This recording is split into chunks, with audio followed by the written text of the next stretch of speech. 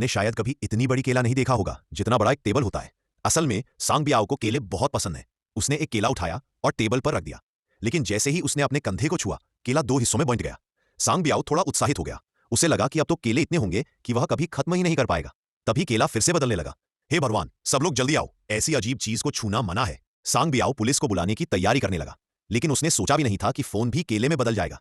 ये देखकर वह पूरी तरह उलझन में पड़ गया। उसने खुद को शांत करने के लिए पानी का एक घूंट लिया।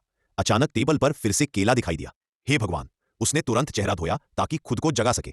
उसे लगा कि यह सब एक सपना था, लेकिन जैसे ही उसने पीछे मुड़कर देखा, केला फिर से टेबल जितना बड़ा हो चुका था। सांग बियाओ को यकीन ही नहीं हुआ। वह जल्दी से बालकनी में गया ताकि खुद को शांत कर सके, लेकिन सामने खड़ी छोटी गाड़ी भी केले में बदल चुकी थी। सबसे डरावनी बात तो यह थी कि आसमान में उड़ता हुआ बाज भी केले में बदल गया। सांग बियाओ वापस घर लौटा तो देखा कि टेबल पर वही एक केला रखा था जो उसने पहले उठाया था। असल में वो काम से बहुत थक चुका था, इसलिए उसे भ्रम हो रहा था। उसने केला उठाया और सीधे खा लिया, लेकिन जब उसने उसे चबाना नहीं चाहा, तभी कांच टूटने जैसी आवाज आई। पता चला कि सच में सांग बियाओ काम के दबाव में बहुत ज्यादा था, इसलिए उसे भ्रम हो रहा था। लेकिन उसने यहां तक कि लाइट हाउस को भी केले में बदल दिया था। उसने बहुत सारे केले खा लिए।